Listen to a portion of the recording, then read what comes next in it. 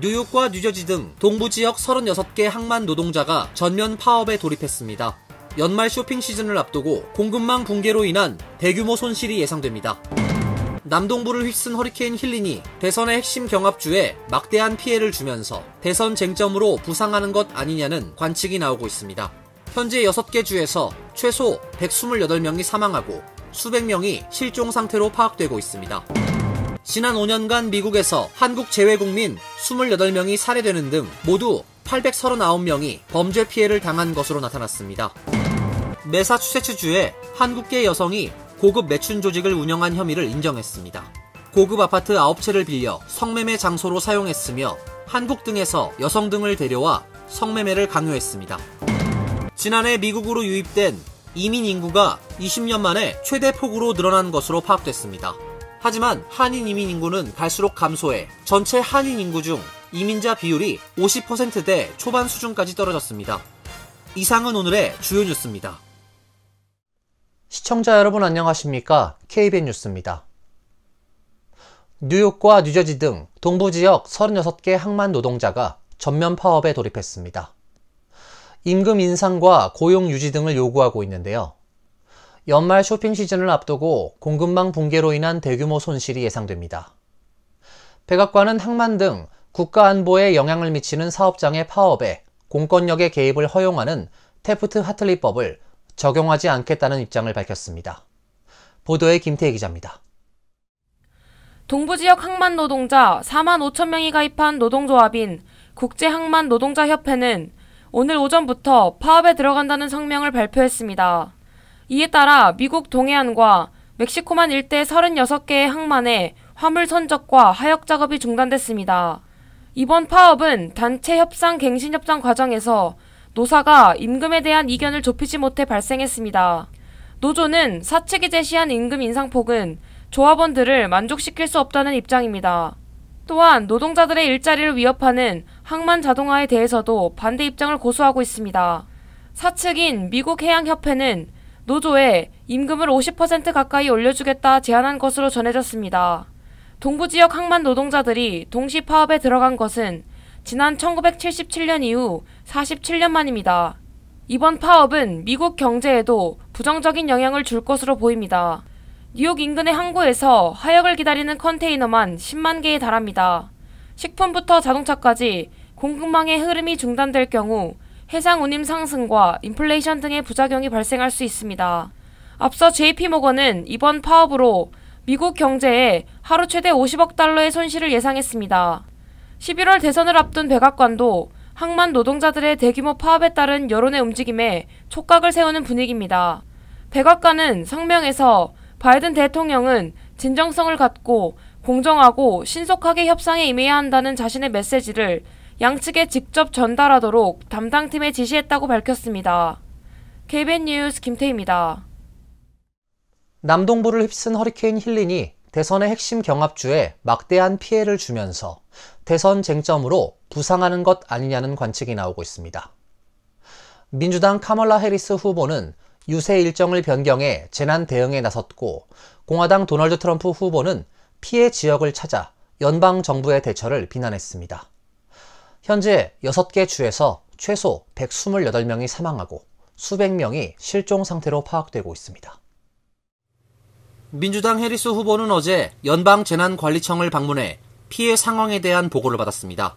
당초 예정됐던 경합주 네바다 유세 일정을 취소하고 워싱턴에 복귀한 그는 바이든 대통령과 나는 필요한 지원과 자원이 지역사회에 계속 제공되도록 할 것이라고 밝혔습니다. 해리스 선거 캠프는 경호로 인한 부담을 우려해 피해 현장은 추후에 방문할 계획이라고 밝혔습니다. 조 바이든 대통령도 대국민 연설을 통해 연방정부의 지속적인 지원을 약속했습니다. 백악관에 따르면 3,300명의 연방정부 인력이 피해 지역에 배치된 상태입니다. 바이든 대통령은 내일 노스캐롤라이나를 찾을 예정입니다. 공화당 트럼프 후보는 허리케인이 강타한 경합주 조지아의 발도스타를 찾아 해리스 부통령과 연방정부의 대응을 비판했습니다. 트럼프는 해리스 부통령이 피해 지역을 방문하지 않은 것을 비난했습니다. 또 공화당 소속 브라이언 캠프 조지아 주지사가 바이든 대통령과 통화하지 못했고 민주당 소속인 로이 쿠퍼 노스캐롤라이나 주지사와 연방정부가 공화당 지역 주민들을 돕지 않고 있다고 주장했습니다.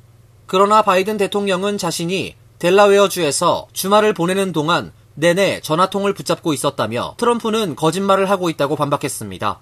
백악관은 바이든 대통령이 앞서 캠프 주지사와 로이 쿠퍼 노스캐롤라이나 주지사 등과 통화했다고 밝혔습니다. 허리케인 등 재난 대응은 전국 단위 선거에서 표심에 영향을 미치는 변수로 작용해온 전례가 있습니다. 2005년 허리케인 카트리나 당시 대응으로 비판을 받은 공화당 조지 W. 부시 행정부는 이듬해 연방 상하원 의원 선거에서 패배했습니다. 지난 5년간 미국에서 한국 제외 국민 28명이 살해되는 등 모두 839명이 범죄 피해를 당한 것으로 나타났습니다.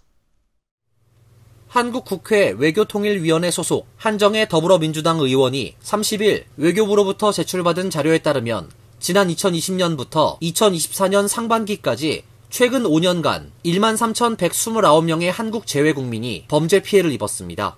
국가별 제외국민 범죄 피해 통계에 따르면 미국에서 839건이 발생해 스페인 1,450건, 이탈리아 1,172건, 프랑스 1,120건 등에 이어 네 번째로 많았습니다. 특히 미국에서 발생한 제외국민 대상 살인사건은 28건으로 전 세계 국가 중 가장 많았습니다. 최근 5년간 전체 제외국민 대상 살인사건이 77건인데 이 중에서 약 36%가 미국에서 발생했습니다. 최근 5년간 미국에서 발생한 제외국민 범죄 피해를 유형별로 살펴보면 살인 28건, 강도 34건, 절도 494건, 강간 및 강제추행 17건, 납치 감금 8건, 폭행 상해 협박 134건, 사기 121건 등으로 집계됐습니다. 한정혜 의원은 제외국민을 대상으로 하는 인종차별 등 혐오 범죄도 지속적으로 발생하고 있다고 지적했습니다. 한편 최근 5년간 제외 공간에 신고 및 접수된 혐오 범죄 현황에 따르면 2020년 이후 발생한 혐오 범죄는 독일이 17건으로 가장 많고 미국은 15건으로 두 번째를 기록했습니다. 조지아주 애틀랜타에서 90대 한인 시니어가 자신이 거주하던 아파트에서 흉기에 수차례 찔려 숨지는 사건이 발생했습니다. 애틀랜타 경찰국에 따르면 지난달 25일 오전 7시 48분 시내에 위치한 메리언 로드 하이라이즈 아파트에서 남성이 쓰러져 있다는 신고를 받고 경찰이 출동해 흉기에 수차례 찔린 채 사망한 90세 남성을 발견했습니다. 숨진 남성은 90세 한인 김준기 씨로 신원이 확인됐습니다.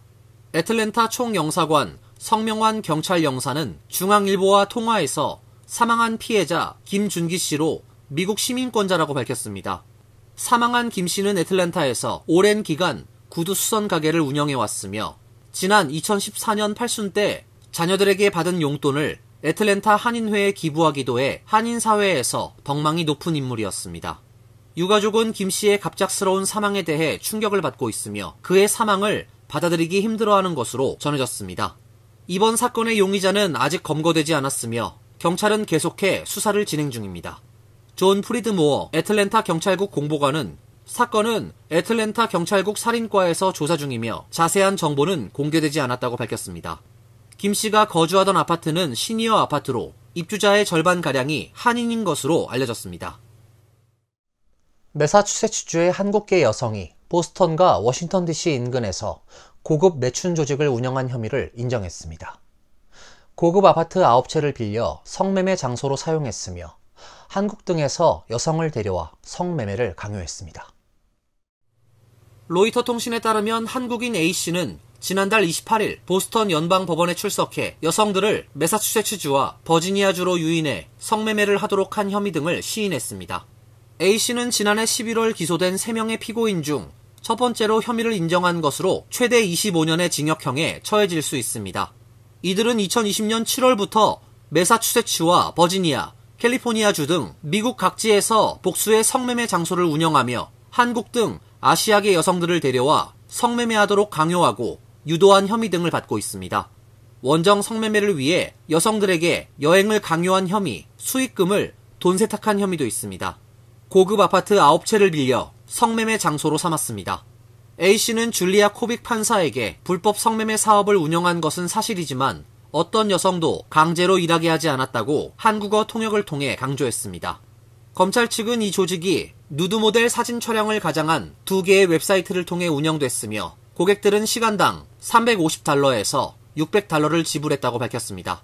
당국은 수백 명에 달하는 고객 기반의 선출직 공무원, 제약, 기술, 기업 임원, 의사, 군 간부, 교수, 변호사, 과학자, 회계사 등이 포함됐다고 설명했습니다. 현재까지 고객들의 신원은 공개되지 않았으나 연방검찰은 지난해 12월 매사추세츠주에서 28명의 고객에 대해 주 차원의 기소를 추진 중이라고 밝힌 바 있습니다. A씨의 선고는 오는 12월 20일로 예정돼 있습니다. 지난해 미국으로 유입된 이민 인구가 20년 만에 최대 폭으로 늘어난 것으로 파악됐습니다. 팬데믹 이후 이민 인구가 늘어나고 남부 국경을 넘은 망명 신청자도 증가한 데 따른 결과로 파악됩니다. 다만 한인 이민 인구는 갈수록 감소해 전체 한인 인구 중 이민자 비율이 50%대 초반 수준까지 떨어졌습니다. 여론조사기관 퓨리서치 센터가 센서스국 데이터를 분석, 발표한 보고서에 따르면 2023년 기준 미국에 거주하는 이민자는 약 4,780만 명으로 2022년 4,620만 명 대비 160만 명 늘었습니다. 이민자 중 77%가 합법적 거주자로 집계됐습니다. 전체 미국 인구 3억 3,491만 5천 명 중 이민자 비율은 14.3%입니다. 1970년 당시 이민자 비율 4.7%와 비교하면 3배가량 증가했습니다. 이민자 중엔 멕시코 출신이 1,090만 명으로 가장 많았습니다. 이어 인도 290만 명, 중국 240만 명, 필리핀 210만 명 등이 뒤를 이었습니다. 아시아 국가 출신 이민자는 전체 이민자의 28%를 차지했습니다. 아시안 이민자 비율은 감소하는 반면 중남미 출신 신규 이민자 비율은 높아지고 있습니다. 한인 이민자 역시 갈수록 줄어드는 추세입니다. 2010년 한인 이민자 인구는 총 110만 1,509명으로 집계됐지만 2015년엔 106만 7,551명, 2022년 106만 6,967명, 지난해에는 103만 7,029명으로 갈수록 줄고 있습니다. 지난해 한인 이민자 중 시민권자는 71만 4,710명이었으며 비시민권자는 32만 2,279명입니다. 여성 비율이 58.3%로 남성을 크게 앞질렀으며 한국 출신 불법 체류 이민자는 약 11만 명으로 파악되고 있습니다. 캘리포니아주가 서던 캘리포니아 대학과 스탠퍼드 대학 등 유명 사립대학에 기부금 입학을 금지합니다. 해마다 전체 입학생의 10%가 넘는 비율을 차지했는데요.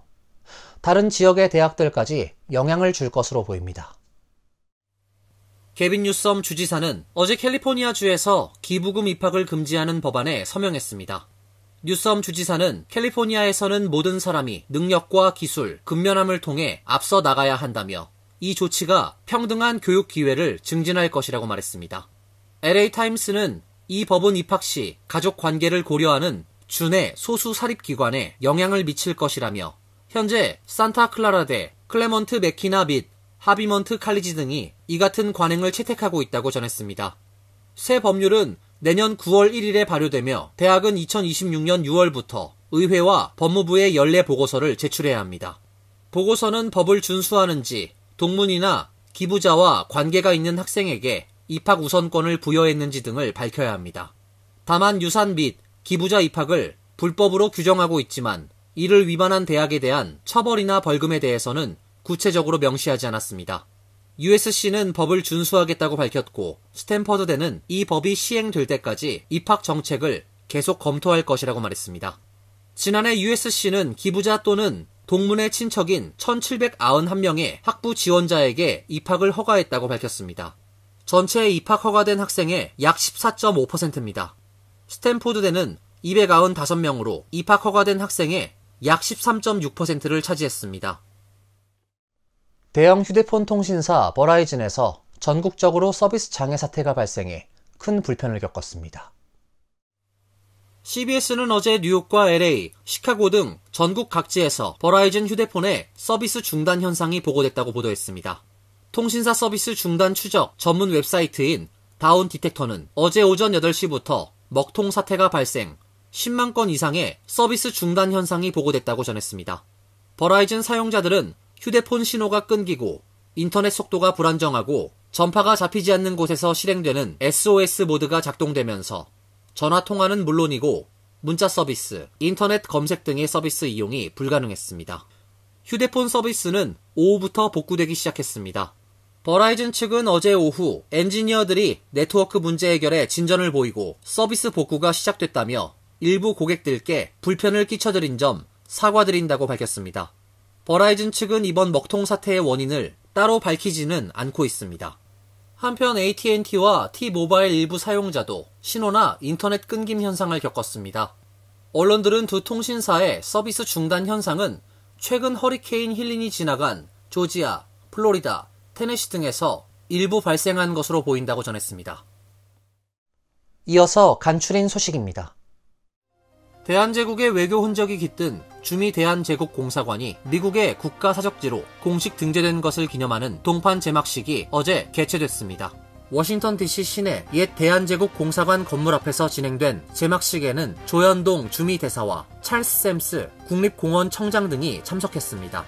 조 대사는 인사말에서 작년에 우리는 한미동맹 70주년을 기념했지만 사실 양국 외교 관계는 142년 전인 1882년 한미 수호 통상조약 체결로 거슬러 올라간다며 그래서 1889년부터 워싱턴 DC에 한국 최초의 외교 공관이 개설됐다고 소개했습니다. 백악관에서 불과 1.5km 떨어진 곳에 있는 대한제국 공사관은 지난 11일 미 국가사적지로 공식 지정되면서 역사적 가치를 인정받았습니다. AP통신은 어제 아프리카 루안다 보건부를 인용해 지난 27일 마르부르크병이 발병한 뒤 현재까지 26명이 확진됐고 이 가운데 8명이 사망했다고 보도했습니다. 나머지 18명은 격리돼 치료받고 있습니다. 보건부는 역학조사를 통해 확진자와 접촉한 약 300명을 확인하고 일부를 격리시설로 옮겼다고 전했습니다. 마르부르크병은 최고 88%까지 이르는 높은 치명률과 강한 전염성으로 에볼라 바이러스와 유사하다고 평가받는 급성열성 전염병입니다. 1967년 독일 마르부르크에서 처음으로 집단 발생해 이 같은 이름이 붙었습니다. 이 병에 걸리면 고열과 심한 두통, 출혈과 같은 증상이 나타납니다. 마르부르크병은 과일을 먹고 사는 큰 박쥐에 의해 전파된 것으로 알려졌으며 사람 사이에서는 체액 접촉 등을 통해 감염될 수 있습니다. 앞으로 뉴욕시 5학년 학생은 5개 보로 내에 있는 모든 중학교에 지원할 수 있게 됐습니다. 뉴욕시는 지난 27일 공립학교 입학정책 변경 사항을 내놓고 뉴욕시 중학교 지원 시 학군 요건을 없앤다고 발표했습니다. 거주지역 밖 중학교에도 지원할 수 있도록 해 학생들의 선택권을 넓힌다는 계획입니다. 이에 따라 기존 5학년 학생은 앞으로 뉴욕시 5개 보로 내 어느 학교든 지원할 수 있게 됐습니다. 다만 여전히 학군 내 거주자, 형제, 자매가 이미 다니는 학교에 지원할 경우 우선권을 줄 계획이라고 시 교육국은 밝혔습니다. 시 교육국은 고등학교 지원도 무제한으로 할 수 있도록 할 계획이라고 발표했습니다. 이전에는 탈학년 학생들이 지원할 수 있는 고등학교는 12개로 한정됐습니다. 공립교 지원 및 등록 허브인 마이스쿨 포털에서는 고등학교 지원서를 작성하면 특정 학교에서 입학 허가를 받을 가능성을 높음, 보통, 낮음 등 3단계로 알려줍니다. 뉴저지주에서 오늘부터 전기차 구입 시 3.3%의 판매세가 부과됩니다. 아울러 내년 7월 1일부터는 전기차 구입 시 판매세가 6.6%로 높아집니다. 뉴저지주에서는 그동안 휘발유 등 내연기관 차량과 달리 전기 차량의 경우 신차 및 중고 구입 시 6.625%의 판매세가 부과되지 않았습니다. 그러나 주 정부는 2024에서 2025 회계연도부터 주 정부 세수 확충의 목적으로 전기차 구입에 대한 세금 부과를 결정했습니다. 주 당국은 향후 전기 차량에 대한 판매세 면제를 3년에 걸쳐 종료하게 될 경우 연간 약 7천만 달러의 세수가 발생할 것으로 추산하고 있습니다. 뉴저지주는 지난 7월부터 전기차 소유주에게 연간 차량 등록비 부과도 시작했습니다. 전기차 차량 등록비는 올해 $250를 시작으로 2028년 $290까지 단계적으로 인상됩니다. 환율과 증권 소식입니다.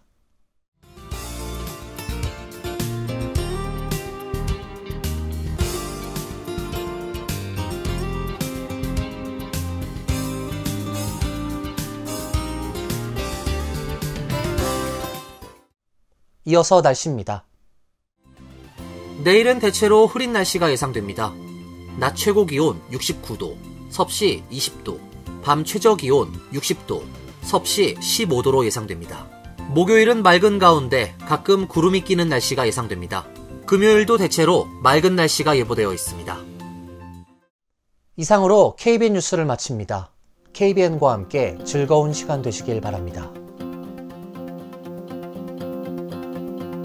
미 동부 최대 한인방송 KBN이 제작하는 KBN 뉴스는 웹사이트 mykbn.com 그리고 유튜브와 페이스북에서 다시 보실 수 있습니다. 좋아요, 구독, 알림 설정은 뉴스 제작에 큰 도움이 됩니다.